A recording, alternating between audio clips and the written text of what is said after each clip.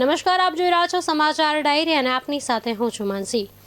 ગુજરાત કે જ્યાં દારૂબંધીનો કાયદો વર્ષોથી અમલમાં છે, પરંતુ છેલ્લા થોડાક જ દિવસોની અંદર રાજ્યના અલગ અલગ જે જિલ્લાઓ છે એમાંથી જે તસવીરો સામે આવી તે ઘણા સવાલ ઊભા કરી રહી છે।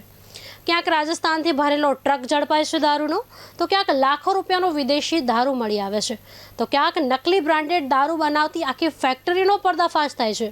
છેલ્લા થોડા દિવસોમાં થયેલી પોલીસ કાર્યવાહીના આધારે એક મહત્વના મુદ્દાને સમજવાનો પ્રયાસ કરીએ કે જ્યારે એક બાદ એક કરોડો અને લાખો રૂપિયાનો જ્યારે દારૂ ઝડપાતો હોય ત્યારે સ્વાભાવિક રીતે એક પ્રશ્ન તો થાય જ કે આખરે આ ગેરકાયદેસર નેટવર્ક કેટલું મોટું છે અને તેને સંપૂર્ણપણે તોડવા માટે હજુ શું કરવાની જરૂર છે।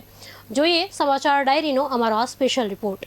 ગેરકાયદેસર દારૂનો વેપાર એક વ્યક્તિથી ચાલતો ધંધો નથી, તેમાં supplier, transporter, storage, cutting point, નકલી બ્રાન્ડિંગ અને ડિલિવરી જેવી અનેક કડીઓ હોવાની શક્યતા હોય છે। જ્યારે પોલીસ કોઈ એક સ્થળે દરોડા પાડે છે ત્યારે ઘણી વખત તેની પાછળ વધુ મોટા નેટવર્કની તપાસ શરૂ થાય છે।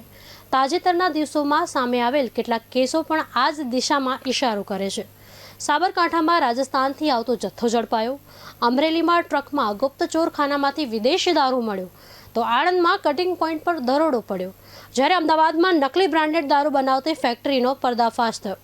સ્થળ અલગ છે, પદ્ધતિ અલગ છે, પરંતુ દરેક કેસમાં તપાસનો એક મુદ્દો સામાન્ય છે કે સપ્લાય નેટવર્ક સુધી પહોંચવાનો। પોલીસ માટે માત્ર દારૂનો જથ્થો જપ્ત કરવો જ પડકાર નથી, સૌથી મોટો પડકાર છે આખી સપ્લાય ચેન સુધી પહોંચવાનો, કારણ કે એક જથ્થો પકડાય એટલે બીજો રસ્તો શોધવાનો પ્રયાસ થાય। તેથી જ દરેક કાર્યવાહી પછી તપાસ નેટવર્ક અન્ય લોકો સુધી પહોંચે છે।